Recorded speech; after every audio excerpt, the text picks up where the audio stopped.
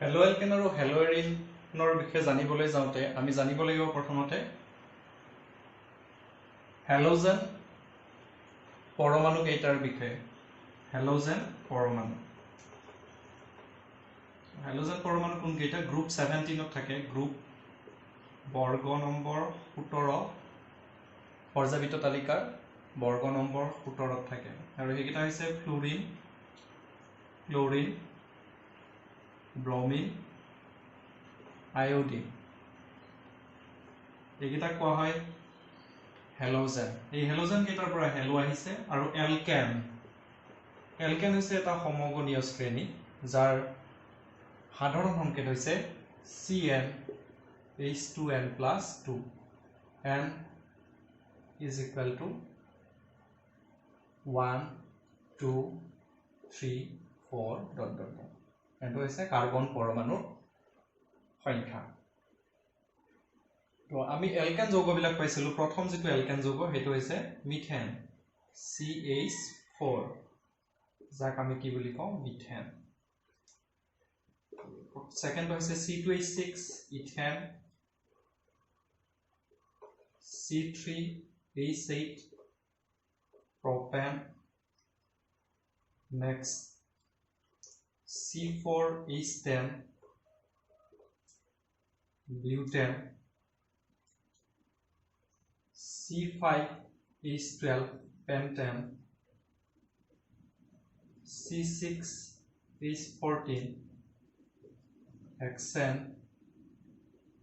C7H16,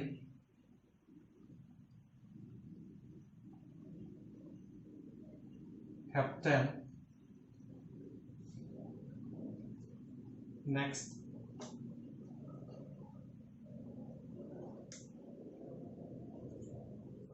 C8H18,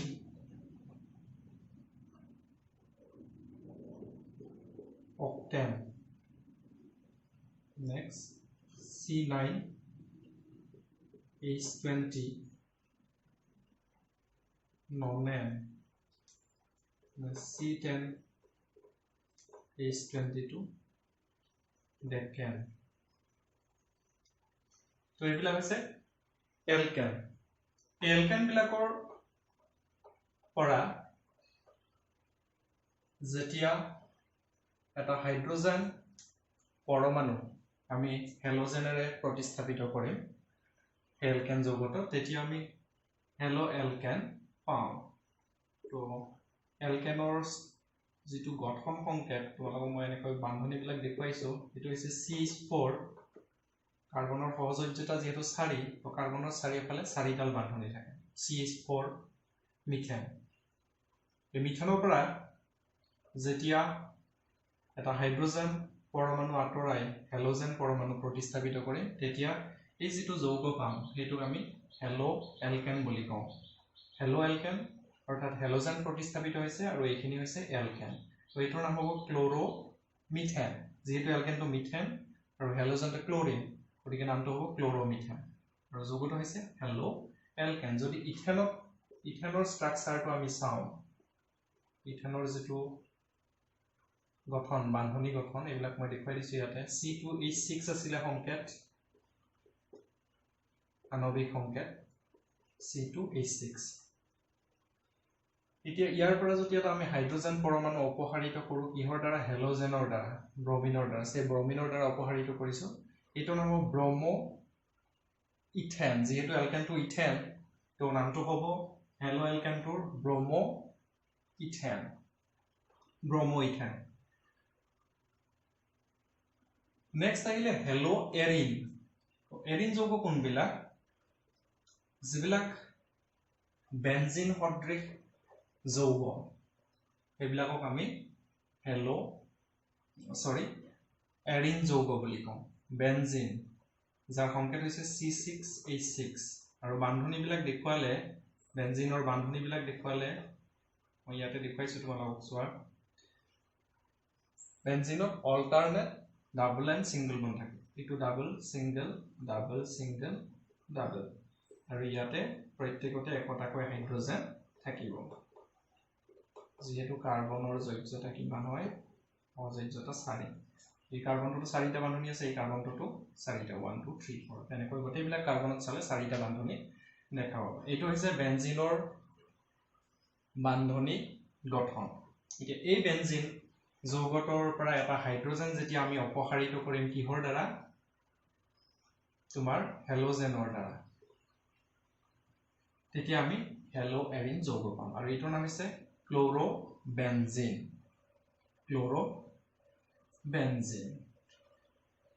benzene সদৃশ যিবিলাক যৌগ সেইবিলাকক এৰোমেটিক যৌগ বুলিও কোৱা হয় তো ইয়াতে ডেফিনিশ্যনটো দিয়া আছে এলিফেটিক বা এৰোমেটিক হাইড্ৰকাৰ্বনৰ অণুৰ পৰা এক বা ততোধিক হাইড্ৰোজেন পৰমাণু হেলোজেনেৰে অপসাৰিত কৰিলে হেলো এলকেন বা হেলো এৰিন গঠিত হয় তো বেনজিনৰ পৰা যেতিয়া আমি হাইড্ৰোজেন পৰমাণু এটা আঁতৰাই হেলোজেন পৰমাণু প্ৰতিস্থাপিত কৰিম তেতিয়া আমি হেলো এৰিন যৌগ পাম ইয়াতে হাইড্ৰোজেন যদি দুটা আঁতৰাই এটা ক্লোৰিনৰ দ্বাৰা আৰু এটা ব্ৰমিনৰ দ্বাৰা প্ৰতিস্থাপিত কৰো তেতিয়াও আমি এটা হেলো এৰিন যৌগ পাম তো তোমালোকে গম পালা কোনবিলাক হেলো এলকেন যৌগ আৰু কোনবিলাক হেলো এৰিন যৌগ এই যৌগবিলাকৰ IUPAC নমেনক্লেচাৰ আমি পিছৰ ফালে ডিসকাস কৰিম এই হেলোজেন যুক্ত বহুতো জৈৱ যৌগ প্ৰকৃতিত পোৱা যায় আৰু এইবোৰৰ কিছুমান চিকিৎসা বিজ্ঞানত বিভিন্ন শিল্প উদ্যোগ আৰু দৈনন্দিন জীৱনত বিভিন্ন জৈৱ যৌগৰ সংশ্লেষণত আৰু জৈৱ দ্ৰাৱক হিচাপে ইহঁতক ব্যৱহাৰ কৰা হয় যেনে মাটিত থকা অনুজীৱ কিছুমানে ক্লোৰাম ফেনিকল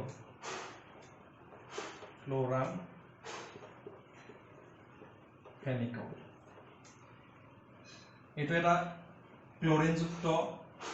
এন্টিবায়োটিক সংশ্লেষণ কৰে মাটিত থকা অনুজীৱবিলাকে আৰু ইয়াক টাইফয়েড ৰোগৰ চিকিৎসাত প্ৰয়োগ কৰা হয় আমাৰ শৰীৰত আন এবিধ হৰমন থাকে যাক আমি থাইৰক্সিন বুলি কওঁ এই থাইৰক্সিন নামৰ যিটো হৰমন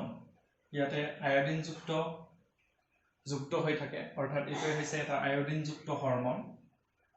আৰু এইটো আমাৰ শৰীৰত প্ৰস্তুত হয় ইয়াৰ অভাৱত এটা ৰোগ হয় যাক গইটাৰ ৰোগ বুলি কোৱা হয়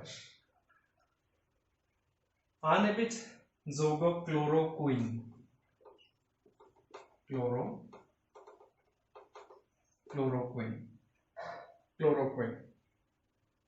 এই ক্লোৰোকুইন নামৰ সংশ্লেষিত ক্লোৰিনযুক্ত যৌগটোক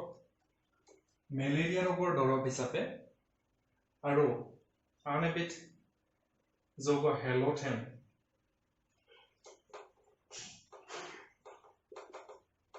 এই হেলোথেনক অস্ত্ৰোপচাৰৰ সময়ত চেতনানাশক হিচাপে ব্যৱহাৰ কৰা হয় পৰমাণুৰ সংখ্যাৰ ভিত্তিত এটা বা দুটা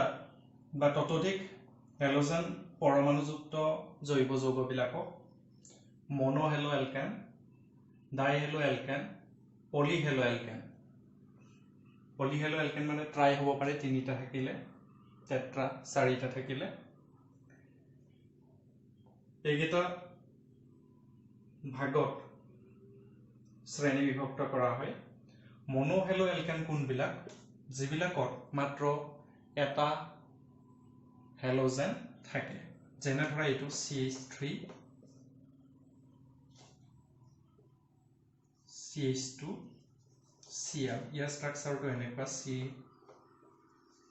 ইয়াতে হাইড্ৰোজেন দুটা থাকিব ইয়াতে আছে হাইড্ৰোজেন 3টা এইটো আৰু এইটো একে হয় এটা হেলোজেন আছে এই কাৰণে মনোহেলো এলকেন কিন্তু যদি দুটা হেলোজেন থাকে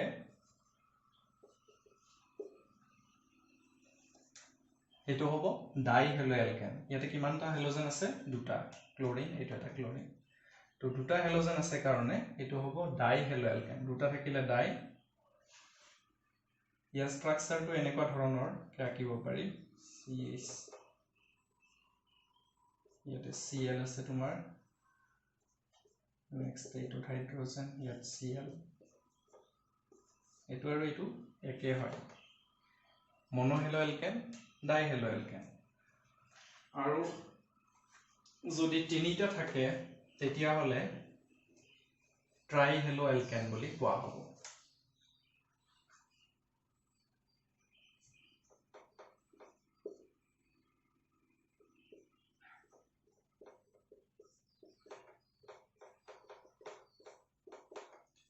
Xৰ দ্বাৰা হেলোজেন বুজোৱাইছে X ক্লোৰিন হ'ব পাৰে ক্লোৰিন ব্ৰোমিন আয়োডিন এটো হৈছে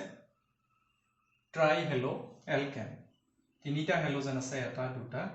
তিনিটা হেলোজেন থকাৰ কাৰণে এটো কোৱা হ'ব ট্ৰাইহেলো এলকেন আৰু ঠিক তেনেকৈ যদি চাৰিটা থাকে টেট্ৰাহেলো এলকেন পাঁচটা থাকিলে পেন্টাহেলো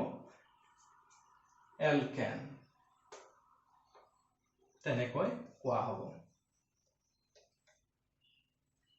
তাৰ পিছত আহিলে এৰাইন যৌগবিলাকক আমি মনো হেলো এৰিন ডাইহেলো এৰিন ট্ৰাইহেলো এৰিন তেনেকৈ আমি ভাগ কৰিব পাৰো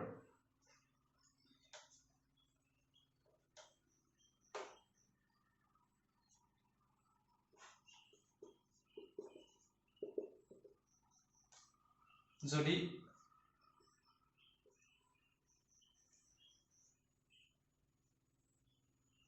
এৰোমেটিক যৌগটোত মাত্ৰ এটা হেলোজেন প্ৰতিস্থাপিত হৈ থাকে তেতিয়া তাক কোৱা হ'ব মনো হেলো এৰাইন যৌগ আৰু যদি দুটা হেলোজেন প্ৰতিস্থাপিত হৈ থাকে তেতিয়া হলে তাক কোৱা হ'ব ডাইহেলো এৰাইন যৌগ আৰু তিনিটা যেতিয়া প্ৰতিস্থাপিত হৈ থাকিব তাক কোৱা হ'ব ট্ৰাইহেলো এৰাইন যৌগ ইয়াতে এটা হেলোজেন প্ৰতিস্থাপিত হৈছে ইয়াতে দুটা ইয়াতে তিনিটা মনো ডাই ট্ৰাই নেক্সট 1 ডিগ্ৰী 2 ডিগ্ৰী আৰু 3 ডিগ্ৰী এলকাইল হেলাইড আমি এইখিনি কথা জনাৰ আগতে এলকাইল মূলকৰ বিষয়ে জানিব লাগিব এলকাইল মূলক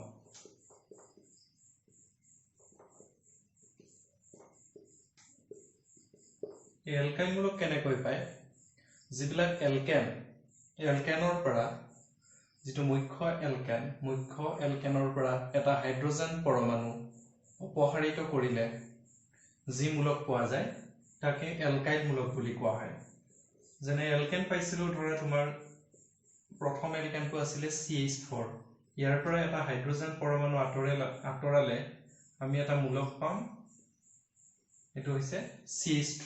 এটো মিথেন আছে মিথেনৰ পৰা যেটো এলকাইল মূলক পায় তাৰ নাম হৈছে মিথাইল নেক্সট ইথেনৰ সংকেত আছিল C2H6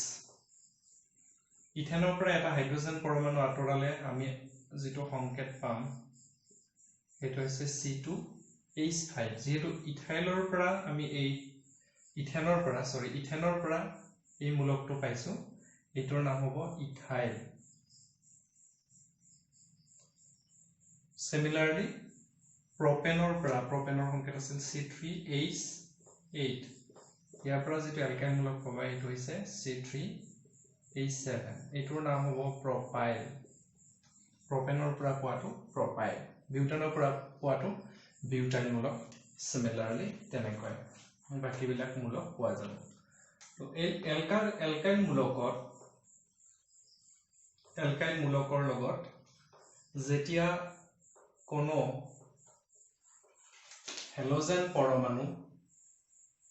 লগ লাগি থাকে এলকাইল মূলক বিলাকক আমি R এৰে বুজাও R it may be CH3 or C2H5 or C3H7 R represents CH3 C2H5 C3H7 etc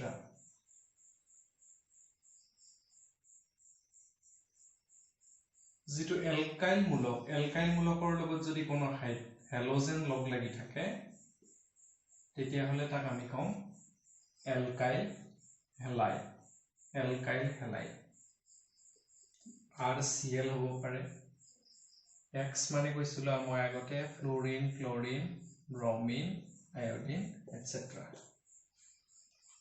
R2 হৈছে মিথাইল হ'ব পাৰে ইথাইল হ'ব পাৰে প্ৰপাইল হ'ব পাৰে বিউটাইল মূলক এইবিলাক হ'ব পাৰে যেনে এলকাইল হেলাইডৰ উদাহৰণ এটা লৈ CH3Cl অৰ্থাৎ কাৰ্বনৰ চাৰিওফালে তিনিটা হাইড্ৰোজেন আৰু এটা ক্লোৰিন ইয়াৰ যেটো বান্ধনী গঠন এটো হয় ক্লোৰোমিথেন বা মিথাইল ক্লোৰাইড এটো হৈছে এলকাইল হেলাইডৰ উদাহৰণ এতিয়া এই এলকাইল হেলাইড বিলাকক আমি কেতিয়া 1 ডিগ্ৰী কম কেতিয়া 2 ডিগ্ৰী কম আৰু কেতিয়া 3 ডিগ্ৰী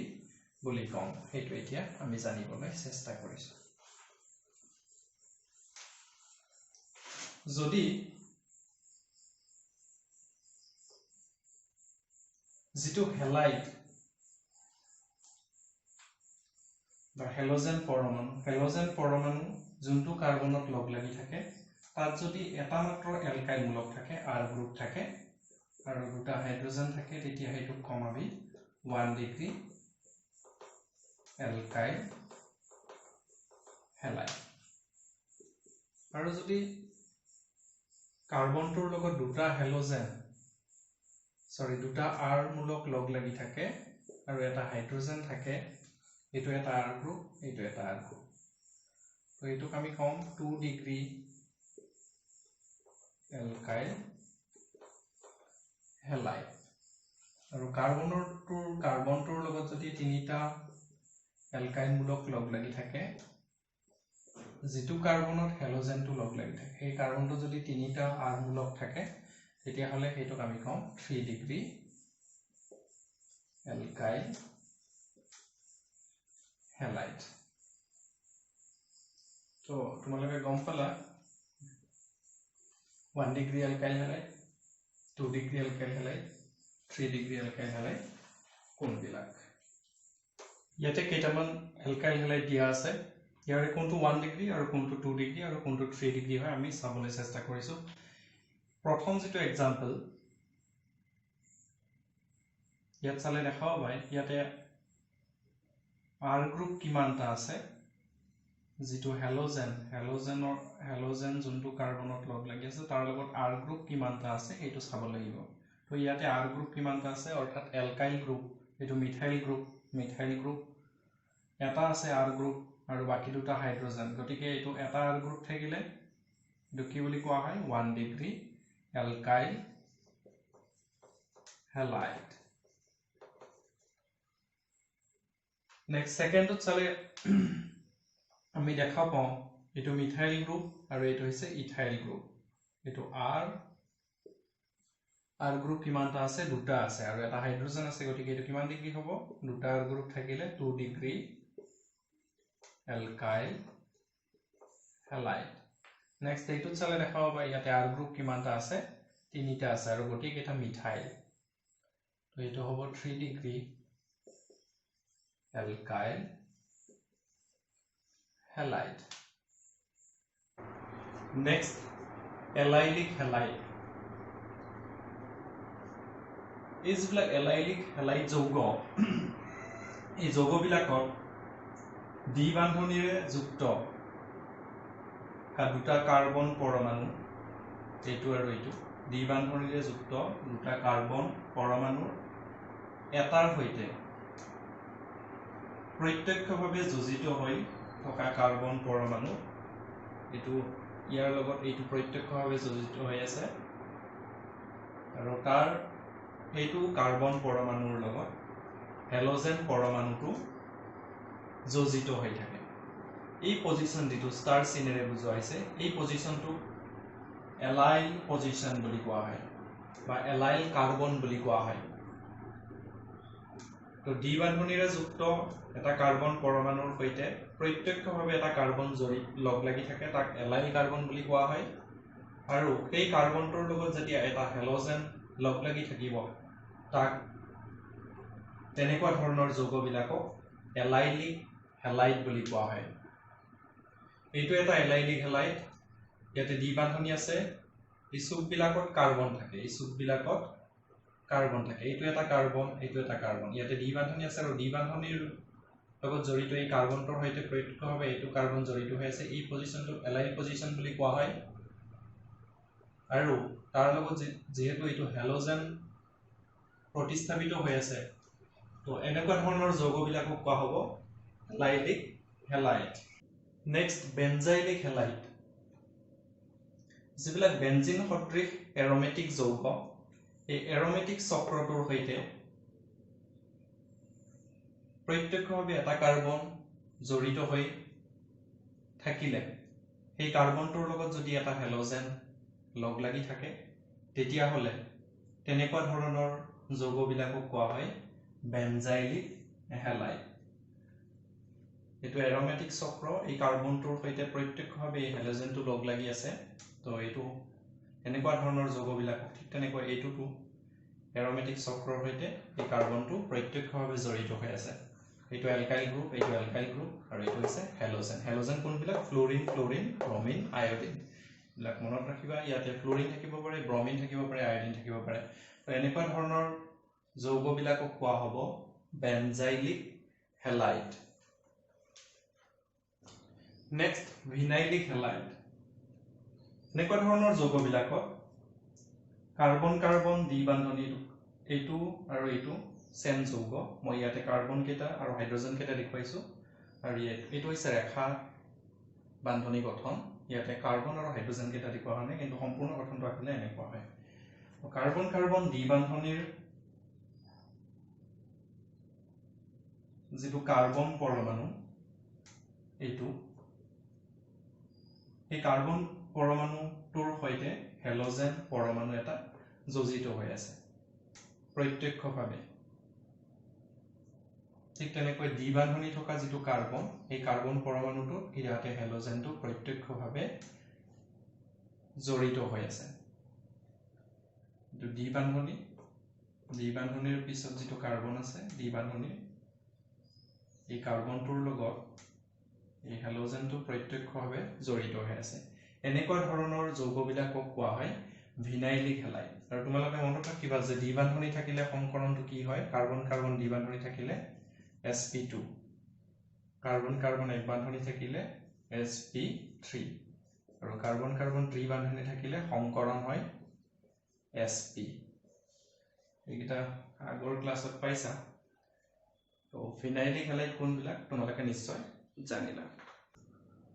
নেক্সট এৰাইল হেলাইট এনেকুৱা ধৰণৰ যৌগবিলাকক যেটো এৰোমেটিক চক্ৰ এই এৰোমেটিক চক্ৰত যিবিলাক কাৰ্বন দ্বি বান্ধনী বিলাক sp2 সংকৰিত অৱস্থাত থাকে কাৰ্বন কেইটা আৰু এইটো এই এৰোমেটিক চক্ৰটোৰ যিকোনো এটা কাৰ্বন পৰমাণুৰ সৈতে যদি হেলোজেন পৰমাণু এটা যুক্ত হৈ থাকে তেতিয়া হলে তেনেকুৱা ধৰণৰ যৌগবিলাকক কোৱা হ'ব এৰাইল হেলাইট এই কাৰ্বন দ্বি বান্ধনীৰ এইটো কাৰ্বন এই কাৰ্বনটোৰ সৈতে প্ৰত্যক্ষভাৱে এই হেলোজেনটো লগ লাগি আছে ঠিক তেনেকৈ এই কাৰ্বনটোৰ সৈতে প্ৰত্যক্ষভাৱে এই হেলোজেনটো লগ লাগি আছে তেনেকুৱা ধৰণৰ যৌগবিলাকক আমি কম এৰাইল হেলাইট